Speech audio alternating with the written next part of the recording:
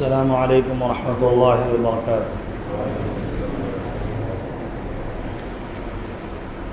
الحمدللہ، تھوڑا آواز دے دیں، آواز بہت کم ہے، تھوڑا آواز بڑھا دیں۔ الحمدللہ نحمده ونستعینه ونستغفره ونؤمن به ونتوکل علیہ ونعوذ باللہ من شرور انفسنا ومن سیئات اعمالنا، من يهده الله فلا مضل له ومن يضلل فلا هادي له، ونشهد ان لا اله الا الله وحده لا شريك له، ونشهد ان سيدنا ومولانا محمدا عبده ورسوله، اما بعد فاعوذ بالله من الشيطان الرجيم، بسم الله الرحمن الرحيم، ولا تقولوا لمن يقتل في سبيل الله اموات بل احیاء ولكن لا تشعرون، صدق اللہ العظیم۔ جان دی ہوئی اسی کی تھی، جان دی ہوئی اسی کی تھی، حق تو یہ ہے کہ حق ادا نہ ہوا۔ میرے واجب الاحترام بزرگوں اور بھائی اور اسلام کے غیور فرزندوں اور عزیز نوجوان دوستوں، میں بلا تمہید اپنی موضوع کی طرف آنا چاہوں گا اور یہ بتانا چاہوں گا کہ یہ ذی الحجہ کا جو مہینہ ہے یہ قربانیوں والا مہینہ ہے، جہاں اس میں حضرت ابراہیم علیہ السلام کی قربانیوں کا تذکرہ آپ نے تفصیل سے سنا، حضرت اسماعیل علیہ السلام اور حضرت ہاجرہ کی قربانیوں کا واقعہ آپ نے تفصیل سے سنا کہ ان حضرات نے کس طرح اللہ تبارک و تعالیٰ کی محبت میں اللہ کی حکموں پر فرما برداری کرتے ہوئے اپنے جان کو پیش کیا اور اللہ تعالیٰ کی بارگاہ میں قربانی پیش کی ہے۔ کئی طرح سے اللہ تعالیٰ نے آزمایا، یہ تمام کے تمام کامیاب ہو گئے اور ہم سب جانتے ہیں کہ یہ ذی الحجہ کے مہینے میں پیش آیا۔ تو جہاں یہ واقعہ پیش آیا ہے اس میں اور بھی بہت سارے واقعات شہادت کے موجود ہیں، لیکن ایک ایسا واقعہ اس ماہ میں موجود ہے، آج 25 ذی الحجہ ہے، ایک ایسا دلخراش واقعہ، ایک ایسا واقعہ شہادت کا جو دلوں کو تڑپا دے، ایمان والوں کے ایمان کو تازہ کر دے۔ آدمی جب یہ واقعہ سنتا ہے، جو ایمان والا ہوتا ہے اس کا دل تڑپ جاتا ہے کہ کیا ایسا بھی مسجد نبوی میں ہو سکتا ہے، کیا صحابی رسول کے ساتھ ایسا بھی ہو سکتا ہے۔ تو میں آپ کو بتانا چاہتا ہوں، جب اللہ تبارک و تعالیٰ کے کلمے کو بلند کرنے کے لیے صحابہ کرام کھڑے ہو گئے تو پھر ان کے سامنے جو آیا وہ ریزہ ریزہ ہو چکا، جو آیا وہ ٹک نہ سکے، لیکن صحابہ کرام رضوان اللہ علیہم اجمعین نے اپنی جان دے دی لیکن در رسول کو نہیں چھوڑا، قال اللہ اور قال الرسول کو نہیں چھوڑا، اللہ کی فرما برداری کو نہیں چھوڑا۔ باطل آئے، ٹکرا گئے، خون کا ایک قطرہ تو دیا، لیکن اللہ کے حکموں پر مر مٹنا اپنی سعادت مندی سمجھا۔ انہوں نے نہیں دیکھا میری جان کو ہلاکت آئے گی، تھوڑا سا یہاں بہانہ کر لیا جائے، پیچھے ہٹ لیا جائے، آپ دیکھیں گے تو بے مثال قربانی کا نذرانہ پیش کرتے ہوئے اللہ کے رسول کے لاڈلے اور مقدس جماعت صحابہ کرام نے کس طرح قربانی دی، آپ حیران رہ جائیں گے۔ یہ واقعتاً یہ صحابہ کرام کی مقدس جماعت تھی جنہوں نے قربانیاں دی،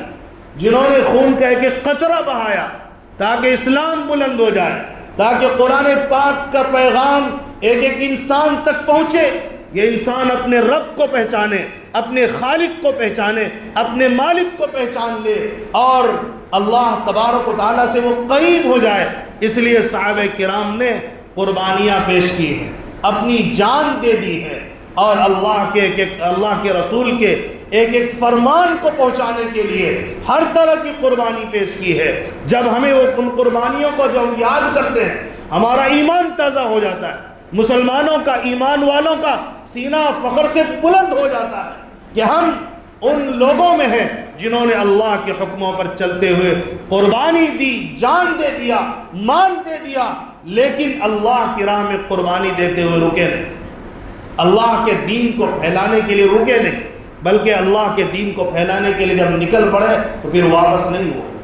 اس راہ میں جب قدم رکھ دیا تو پھر قدم واپس نہیں کیا انہوں نے۔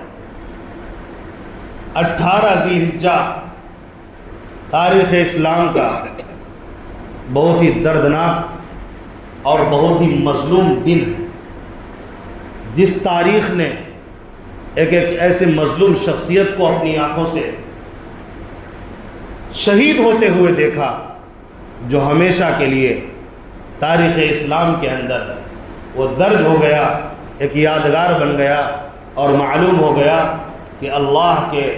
اور رسول کے عاشق ایسے ہوا کرتے ہیں کہ اپنی جان تو دے دیتے ہیں لیکن کسی پر ذرہ برابر بھی کوئی تکلیف کی آنچ آئے اسے برداشت نہیں کرتے۔ آپ غور کریں گے، حضرت عثمان غنی رضی اللہ تعالیٰ امیر المؤمنین، خلیفۃ المسلمین، تیسرے خلیفہ، اللہ کے لاڈلے، اللہ اور اس کے رسول کے عاشق، اللہ کے رسول کے داماد، جن کے نکاح میں نبی پاک علیہ السلام کی دو بیٹیاں ایک کے بعد دیگر آئیں، وہ صحابی رسول، داماد رسول ہیں، جن کو کچھ لوگوں نے اس وقت میں شہید کر دیا۔ کیا ہی دردناک واقعہ ہے۔ ہم اگر پڑھنے لگے اور سمجھنے لگے کہ کس کو شہید کیا گیا، نبی پاک علیہ السلام کے داماد کو، اور اس صحابی رسول کو جس کا اس امت پر اتنا بڑا احسان ہے کہ ان کو بھلایا نہیں جا سکتا۔ ایسے وقت میں جب مدینے میں لوگ پانی کے لیے ترس رہے تھے، تڑپ رہے تھے، نبی نے اعلان کیا تھا کہ میٹھا پانی چاہیے، کون ہے؟ حضرت عثمان غنی کھڑے ہوئے اور کنواں کو خرید کر پیش کیا اور وقف کر دیا۔ جب بھی وقف کی تاریخ لکھی جائے گی، صدقہ جاریہ کی تاریخ لکھی جائے گی، وقف کی جب بھی بات ہوگی، حضرت عثمان غنی کے اس وقف کو کبھی بھلایا نہیں جا سکتا۔ حضرت عثمان غنی رضی اللہ تعالیٰ نے وقف کیا تھا، نبی پاک علیہ السلام نے جب اعلان کیا، نبی کے حکم سے وقف کر دیا کہ یہ کنواں ہے، اس کنویں کو میں امت مسلمہ کے ایک ایک فرد کے لیے وقف کر دیتا ہوں، جو چاہے اس کنویں سے میٹھا پانی پیے اور اپنی پیاس کو بجھائے۔ امت پر اتنا بڑا احسان ہے کہ اس کی تاریخ کو ہمیشہ یاد کیا جائے گا۔ پھر وہ جو سلسلہ چلا تو پھر رکا نہیں، پھر دوسرے صحابہ بھی وقف کرنے لگے، جائیداد کو وقف کیا، زمینوں کو وقف کیا، بلڈنگوں کو وقف کیا، اور جس طرح انہیں صدقہ جاریہ سے دلچسپی رہی اللہ کے لیے، اور ایک ایک انسان کے لیے انہوں نے وقف کر دیا۔ ایسا نہیں تھا کہ اس سے صرف مسلمان ہی پانی پیے گا۔ حضرت عثمان غنی رضی اللہ تعالیٰ نے جو کنواں دیا تھا، مدینے میں جو بھی آئے گا اس کنویں کے پاس سے جو بھی گزرے گا، چاہے وہ مسلمان ہو چاہے وہ غیر مسلم ہو، کوئی بھی اس کنویں سے پانی پی سکتا تھا۔ اسے کہا جاتا ہے وقف۔ جب آدمی وقف کر دیتا ہے کوئی چیز اللہ کے لیے، پوری انسانیت کو سامنے رکھ کر، تو ایک ایک انسان اس سے فائدہ اٹھا سکتا ہے۔ آج اسی وقت کو دبانے کی بات جب آتی ہے تو ہم کہتے ہیں کہ یہ جاہل ہے، یہ ظالم ہے، انہیں پتہ نہیں ہے۔ یہ قوم کے فائدے کے لیے ایک آدمی اپنی زمین کو دے دیتا ہے، آج اس کو ہڑپنے کے لیے طرح طرح کے ہتھ کنڈے اپنائے جا رہے ہیں۔ بہرحال مجھے ادھر نہیں جانا، تو میں یہ کہہ رہا تھا، اس شخصیت کی میں بات کر رہا ہوں، اس ذات کی بات کر رہا ہوں جو امت پر ایک سے ایک احسانات امت کے لیے ہیں، ان کے لیے جن کے بارے میں نبی پاک علیہ السلام نے ایک مرتبہ فرمایا، لِكُلِّ نَبِيٍّ رَفِيقٌ فِي الْجَنَّةِ وَرَفِيقِي فِي الْجَنَّةِ عثمان، کہ جنت کے اندر ہر نبی کا ایک رفیق ہوگا، ایک دوست ہوگا، میرا دوست جنت کے اندر عثمان ہوگا۔ سبحان اللہ، اتنے بڑے اور امیر المؤمنین، خلیفۃ المسلمین ہیں۔ ہر دور میں ایسا ہوتا آیا ہے، اچھے لوگوں کے خلاف برے لوگ کھڑے ہوتے ہیں، اور یہ سلسلہ اللہ تعالیٰ نے آزمائش کے لیے برقرار رکھا ہے کہ جب اچھے کام کرنے والے آگے بڑھتے ہیں تو اللہ تعالیٰ دیکھنا چاہتا ہے کون اس کی راہ میں رکاوٹ بنتا ہے، کون اس کو روکنے والا ہے، اور کون اس کا تعاون کرتا ہے اور میری بارگاہ میں محبوب ہو جاتا ہے، اور کون اس کو روک کر میری بارگاہ میں ذلیل ہو جاتا ہے۔ اور جہنم کا ایندھن بن جاتا ہے۔ اللہ تعالیٰ نے اسی لیے آزمائش کو رکھا، نیکیوں کو بھی رکھا، نیکوکاروں کو بھی رکھا، برائیوں کو بھی اللہ تعالیٰ نے پیدا کیا، نیکیوں کو بھی پیدا کیا، برائیوں کو بھی کیا، اور اسی طرح اللہ تعالیٰ نے نیکیاں کرنے والوں کو بھی پیدا کیا، برائی کرنے والوں کو بھی پیدا کیا۔ انسان کو اللہ تعالیٰ نے پیدا کیا اور بتا دیا یہ اچھائی ہے اور یہ برائی ہے۔ حضرت عثمان غنی رضی اللہ تعالیٰ عنہ جب آگے بڑھنے لگے، ان کا جب وقت آیا، حضرت ابوبکر صدیق کے بعد، حضرت عمر فاروق کے بعد حضرت عثمان غنی کا جب دور آیا تو امت کے بڑے خلیفہ بنے۔ ان کے دور کے اندر بہت سارے علاقے اسلام کے اندر داخل ہوئے اور اسلامی مملکت میں شامل ہوئے، لوگوں نے چین کی سانس لی، لوگوں کو اسلام کا درس انہوں نے دیا، ایک بڑے رقبے پر اسلام اور قرآن پاک کی اور نبی پاک علیہ السلام کی تعلیمات کو عام کیا۔ یہ آسان نہیں ہوتا، اتنا بڑا بوجھ ایسے وقت میں اسلام کے شروعاتی حصے میں سنبھالنا، اس کو لے کے چلنا، اور الحمدللہ انہوں نے کامیاب طریقے سے اپنی خلافت میں کام کیا۔ لیکن یہیں پر کچھ لوگ پیدا ہو گئے جو ظالم تھے، جو باطل تھے، حضرت عثمان غنی پر اعتراضات کرنے لگے اور ان کے خلاف ہو گئے۔ پھر کچھ شیطانوں کی ایک ٹولی تیار ہو گئی اور اس نے ارادہ کر لیا کہ حضرت عثمان غنی رضی اللہ تعالیٰ عنہ کو راستے سے ہٹانا ہے۔ نعوذ باللہ، داماد رسول کو راستے سے ہٹانے کی بات ہو رہی ہے، خلیفۃ المسلمین کو راستے سے ہٹانے کی بات ہو رہی ہے۔ تو یہ سارے شیطان کے گنڈے ایک جگہ جمع ہو گئے اور ارادہ کیا کہ کیسے کام کیا جائے۔ تو اس نے سب سے پہلے پلاننگ یہ کیا کہ جمعے کے دن ہم لوگ ایک جگہ جمع ہوں گے مسجد کے اندر، اور سارے لوگ چاروں طرف مسجد نبوی کے کونے میں بیٹھ جائیں گے اور چاروں طرف سے بیٹھ جائیں گے، اور جب حضرت عثمان غنی جب آئیں گے ممبر پر چڑھیں گے تو ہمیں انہیں خطبہ نہیں دینے دینا، پہلے فلاں کھڑا ہوگا، اس کے بعد فلاں کھڑا ہوگا، اور پھر لوگ گالیاں دیں گے، اس کے بعد کچھ لوگ پتھر ماریں گے۔ اس طرح سے ان ظالموں نے مشورہ کیا۔ یہ شیطان کی ٹولی سارے لوگ آ کر بیٹھ گئے، الگ الگ طرح سے بیٹھ گئے۔ حضرت عثمان غنی رضی اللہ تعالیٰ عنہ جمعہ کے دن خطبہ دینے کے لیے ممبر پر تشریف لے گئے۔ ایک ظالم کھڑا ہوتا ہے اور برا بھلا کہتا ہے اور کہتا ہے کہ آپ کو خطبہ دینے کی اجازت نہیں ہے، اور ایک ظالم پھر کھڑا ہوتا ہے اور اس عصا کو توڑ دیتا ہے، اس لاٹھی کو توڑ دیتا ہے، اس عصائے مبارک کو توڑ دیتا ہے جس کو پیارے آقا نے کبھی اپنے ہاتھ میں پکڑ کر، جس کو پیارے آقا پکڑ کر خطبہ دیا کرتے تھے۔ حضرت ابو بکر نے جسے پکڑ کر خطبہ دیا، حضرت عمر فاروق نے جسے پکڑ کر خطبہ دیا، ایک ظالم کھڑا ہوتا ہے، حضرت عثمان غنی کا دشمن، اللہ کا دشمن، رسول کا دشمن، مسجد نبوی کا دشمن، اس عصا کا دشمن جس عصا کو نبی لے کر چلا کرتے تھے، وہ ظالم کھڑا ہو کر بے دردی سے عصا کے دو ٹکڑے کر دیتا ہے۔ حضرت عثمان غنی رضی اللہ تعالیٰ لوگوں کو سمجھاتے ہیں، اے ظالموں، اے مجرموں، یاد رکھو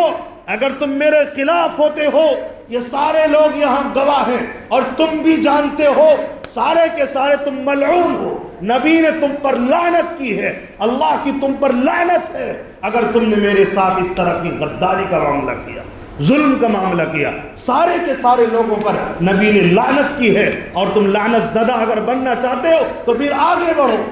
اور اگر تم لعنت سے بچنا چاہتے ہو تو اپنی حرکت سے باز آ جاؤ۔ لیکن پھر چاروں طرف سے لوگ کھڑے ہو گئے، صحابہ کرام نے ان کو روکا لیکن وہ رکنے کے لیے تیار نہیں ہو رہے تھے۔ کچھ ظالموں نے وہاں پتھر بھی لے کر آئے،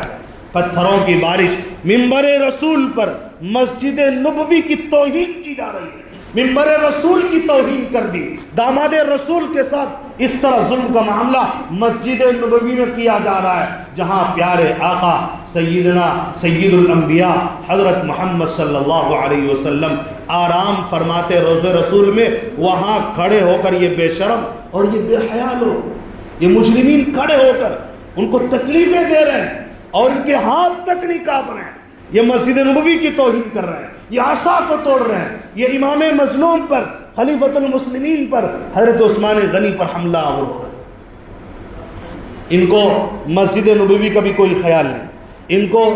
عصا کا بھی کوئی خیال نہیں، پیارے آقا کی عزت کا خیال نہیں۔ جہاں اللہ نے یہ فرمایا قرآن مقدس میں، یا ایھا الذین آمنوا لا ترفعوا اصواتکم فوق صوت النبی، اے ایمان والو نبی کے پاس اپنی آواز کو بلند نہ کرنا۔ اور یہ فسادی، یہ مجرمین مسجد نبوی میں نبی کے پاس اس طرح کی شرارتیں اور حرکتیں کر رہے ہیں جسے انسان دیکھ کر، جسے انسانیت دیکھ کر شرما جائے، شیطان بھی شرما جائے جو شر ہی کے لیے پیدا ہوا ہے۔ یہ شیطان سے بھی آگے نکل چکے تھے، مسجد نبوی میں اس طرح سے انہوں نے حرکت، اس قدر پتھر برسایا ان ظالموں نے کہ حضرت عثمان غنی لہو لہان ہو گئے اور منبر پر بے ہوش ہو کر گر گئے۔ اس طرح سے انہوں نے ظلم کیا کہ حضرت عثمان غنی رضی اللہ تعالیٰ عنہ کو کسی طرح قصر خلافت میں لے جایا گیا، جہاں آپ آرام فرماتے تھے، وہاں لے جایا گیا، اور لے جانے کے بعد لوگوں کو روکا گیا، ہٹایا گیا۔ بہرحال کسی طرح جب ان کو ہوش آیا حضرت عثمان غنی رضی اللہ تعالیٰ عنہ کو، تو وہ یہ نہیں پوچھ رہے تھے کہ ان ظالمین کا کیا ہوا، وہ مجرمین کہاں گئے، بلکہ وہ یہ کہہ رہے تھے مدینہ کے لوگوں کو کوئی تکلیف تو نہیں پہنچی، مدینہ کے لوگوں کو ان ظالموں نے چھیڑا تو نہیں، ابھی بھی اپنی طبیعت کا خیال نہیں کہ مجھے دوائی دے دو اور میرا جو خون رس رہا ہے اس کو بند کرو، بلکہ خیال یہ ہے، امت کا خیال کیا، امت سے اس قدر محبت، اپنے لوگوں سے اس قدر محبت ہے، پوچھ رہے ہیں مدینے والوں کو کوئی تکلیف تو نہیں ہے۔ یہ تھے صحابی رسول، یہ تھے اتحاد کے پیغام علم بردار، اتفاق کے علم بردار، اور امت پر احسان کرنے والے، امت کو ہر موقع پر یاد کرنے والے، کیونکہ نبی کی خدمت میں ایسی تربیت ہوئی تھی جو بھلایا نہیں جا سکتا تھا۔ حضرت عثمان غنی رضی اللہ تعالیٰ عنہ نے یہ سوال کیا، اس کے بعد ان ظالموں نے کہا کہ اب آپ مسجد نبوی میں نماز پڑھنے کے لیے نہیں آ سکتے۔ پہلے جمعہ پڑھنے سے روکا گیا، اس کے بعد مسجد میں آنے سے روکا گیا، اس سے بڑھ کر آگے ان ظالموں نے کچھ دنوں کے بعد یہ کہا کہ اب آپ گھر سے بھی نہیں نکل سکتے، اگر آپ گھر سے نکلیں گے تو آپ کے ساتھ ظلم ہوگا۔ حضرت عثمان غنی رضی اللہ تعالیٰ عنہ اس گھر کے اندر مسلسل 40 دن تک اس میں رہے، اور حالت کیسی تھی، دیکھا کہ کھانا پانی باہر سے آ رہا ہے، ظاہر ہے کہ گھر کے اندر جو راشن تھا صحابہ کرام اپنے پاس رکھتے نہیں تھے اسٹاک کر کے، بلکہ وہ تو لٹانے والے تھے، جو کچھ ان کے پاس تھا وہ ختم ہو گیا، پھر پانی بھی باہر سے آ رہا ہے، کھانا بھی باہر سے آ رہا ہے، تو ان ظالمین کو یہ بھی برداشت نہیں ہوا، گھر کو چاروں طرف سے ان ظالموں نے گھیر لیا اور کہہ دیا کہ کوئی کھانا نہیں لے کے جا سکتا اندر، اور یہاں تک کہ ان ظالموں نے جن کا پانی وہاں موجود تھا کنواں، اس کنویں سے کے پانی سے بھی آج روک دیا گیا۔ حضرت عثمان غنی کو جو پانی پلانے والے تھے آج وہ پیاسے ہیں، لیکن ظالمین کچھ کھڑے ہو کر ان کو پانی پینے سے بھی روک رہے ہیں اور کہہ رہے ہیں کہ ان کو پانی تک نہیں لے کے جانا۔ ایک مرتبہ حضرت علی رضی اللہ تعالیٰ نے اپنے بیٹوں کے ساتھ پانی کو بھیجا، بلکہ بعض روایتوں میں حضرت علی خود تشریف لے گئے، اور جب پانی دینے کے لیے وہاں پہنچے تو ان ظالموں نے پانی نہیں دینے دیا، تو انہوں نے اپنی پگڑی پھینک دی کہ اے میرے دوست، میں آیا ہوں، اے داماد رسول، خلیفۃ المسلمین، میں آپ کے پاس آ چکا ہوں پانی لے کر، لیکن یہ ظالمین مجھے اندر نہیں جانے دے۔ اسی حال میں حضرت عثمان غنی کئی روز تک مسلسل بھوکے پیاسے رہ کر جو کچھ ملتا تھا کھا پی کر، اسی حال میں پیاس کی شدت کے اندر وہ اللہ کو یاد کرتے تھے۔ تمام صحابہ کرام بار بار انہیں رائے دیتے، مشورہ دیتے تھے، یہاں تک کہ حضرت مغیرہ بن شعبہ آئے، بڑے جلیل القدر صحابی ہیں، اور آ کر مشورہ دیا کہ آپ اقتدار میں ہیں، آپ خلیفہ وقت ہیں، مدینے والے آپ کے ساتھ ہیں، آپ کے پاس طاقت ہے، قوت ہے، لشکر ہے، ہمیں اجازت دیجئے ہم ان ظالموں کا خاتمہ کریں، ان سے مقابلہ کریں گے۔ طاقت کے باوجود حضرت عثمان غنی کا جملہ سنیے، حضرت عثمان غنی نے کہا کہ نہیں، میں یہ نہیں ہونے دوں گا۔ کیوں؟ اس لیے کہ یہ وہ سرزمین ہے، سرزمین مدینہ، پیارے آقا کے قدم مبارک یہاں پڑے، میں نہیں چاہتا اس روشن جگہ پہ، اس سکون عافیت کی جگہ پہ میری وجہ سے کسی کا خون بہے، میں نہیں چاہتا، لہٰذا تم اس کا مقابلہ مت کرو، جو کرنا انہیں کرنے دو، دیکھتا ہوں کہ یہ کہاں تک آتے ہیں۔ اس کے بعد انہیں رائے دی گئی یا تو آپ مکہ چلے جائیں، وہاں یہ لوگ نہیں جا پائیں گے، حرم کا علاقہ ہے، وہاں جانے سے یہ لوگ کترائیں گے۔ کہا کہ نہیں، نبی نے یہ فرمایا کہ کچھ لوگ یہاں مکہ میں پیدا ہوں گے، جب یہ ظلم کریں گے تو انہیں آدھی دنیا کا عذاب ہوگا، لہٰذا میں وہاں بھی نہیں جاؤں گا۔ کہا کہ ملک شام چلے جائیے، کہا کہ نہیں، میں مدینے میں مرنا چاہتا ہوں۔ پیارے آقا نے فرمایا تھا کوشش کرو کہ مدینے میں موت آئے تاکہ میں تمہاری سفارش کروں گا۔ اب دیکھیں محبت کس قدر ہے، اپنی جان دینے کے لیے تیار ہے لیکن مقابلے کے لیے تیار نہیں ہے، اپنی جان کو پیش کر دیا لیکن مدینے کی سرزمین پر خون نہ بہے، کسی انسان کا قتل نہ ہو، کسی انسان کے پیر میں کانٹا تک نہ چبھے، اس طرح محسن تھے امت کے، اس لیے وہ کوشاں تھے اس سلسلے میں، اس لیے اس کی اجازت بھی نہیں دی۔ اور پھر آئے چھت پر اور لوگوں سے کہا اے لوگوں تم اپنی حرکتوں سے باز آ جاؤ، کیا میں وہی نہیں ہوں جس کے بارے میں نبی نے فرمایا کہ میرا رفیق جنت کے اندر عثمان ہوگا؟ کیا تمہیں معلوم نہیں ہے کہ میں داماد رسول ہوں؟ کیا تمہیں معلوم نہیں ہے میں نے یہ کنواں وقف کیا تھا؟ کیا تمہیں معلوم نہیں ہے مسجد نبوی کو بنانے میں سب سے زیادہ میرا مال خرچ ہوا؟ لیکن ان ظالموں نے ایک نہ سنی۔ پھر ایک وقت آیا 18 ذی الحجہ، قرآن پاک کی تلاوت میں مصروف تھے، یہ ظالمین آگے بڑھتے ہیں، حضرت عثمان غنی رضی اللہ تعالیٰ عنہ پر، امیر المؤمنین پر بے دردی سے حملہ کر دیتے، قرآن پاک کی تلاوت کے وقت میں، روزے کی حالت میں تلاوت کر رہے ہیں، بھوکے پیاسے ہیں، اللہ کے کلام کو پڑھ رہے ہیں۔ ان ظالموں نے، اور یہ کہتے تھے اصل حقدار ہم ہیں کہ ہم مدینے کو سنبھالیں، ہم مکہ کو سنبھالیں، ہم لوگوں پر حکومت کریں، اگر اصل حقدار ہم ہیں، اصل مومن ہم ہیں۔ ارے مومن اگر تم ہوتے، ظالمین مجرمین اگر تم مومن ہوتے، تمہیں قرآن پاک کا تھوڑا سا لاگ ہوتا، لیکن تم نے یہ بھی نہیں دیکھا کہ قرآن پاک کی تلاوت ہو رہی ہے اور تم نے حملہ کیا۔ اور وہ پہلا قطرہ قرآن پاک کی آیت فَسَيَكْفِيكَهُمُ اللَّهُ پر گرا اور ہمیشہ کے لیے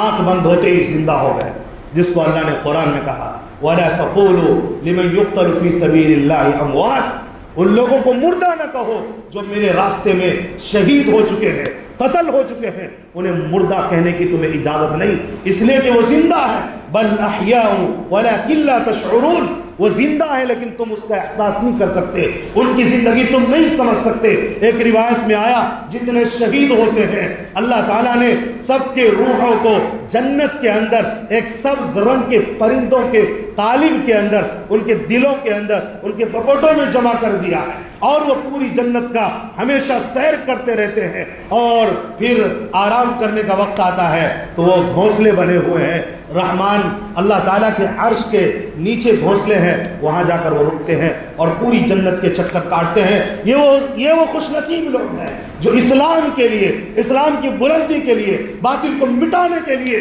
جان دے دیا اور ہمیشہ کے لیے بلند ہو گئے۔ شہید مرتا نہیں، زندہ رہتا ہے، ہمیشہ کے لیے زندہ ہو گئے۔ یہی سیکھا تھا انہوں نے حضرت عمر فاروق سے، پیارے آقا سے، حضرت ابوبکر صدیق سے، کہ جان تو دے دینا ہے لیکن اسلام کے پرچم کو نیچے نہیں ہونے دینا، اور سنت رسول کو اور رسول پاک سے جڑی ہوئی چیزوں کو کوئی نقصان نہ پہنچے۔ سبحان اللہ، کیا مثالی قربانی انہوں نے دی۔ یہ ہمیشہ کے لیے جنت میں پہنچ چکے، اور جو ظالمین و مجرمین تھے وہ سارے کے سارے لوگ دنیا کے ہوس کے پجاری اور حکومت کے پجارے، یہ سارے جہنم کے ایندھن بنے۔ اس لیے یاد رکھیے، اسلام اور اسلام کو پھیلانے کے لیے جب بھی ہماری ضرورت پڑے ہم آگے بڑھیں۔ سب سے پہلا یہ ہے کہ ہم خود قربانی دیں، اللہ کی عبادت میں خود اپنے آپ کو لگائیں۔ جب بھی اللہ کی عبادت کی بات آئے، قرآن پڑھنے کی بات آئے، اپنے آپ کو پیش کریں، قرآن کو پھیلانے کی بات آئے، سیکھنے کی بات آئے، اپنے آپ کو پیش کریں، تبھی اسلام پھیلے گا۔ اللہ تبارک و تعالیٰ ہمیں بات سمجھنے کی توفیق نصیب فرمائے، ہمیں بھی اللہ تعالیٰ اسلام کو زندہ رکھنے اور اس پر عمل کرنے، اس کی اشاعت کے لیے اللہ تعالیٰ مرتے دم تک قبول فرمائے، اور اللہ تبارک و تعالیٰ ہم سب کو اپنے راستے میں شہادت کے لیے قبول فرمائے۔ آمین وآخر دعوانا الحمدللہ۔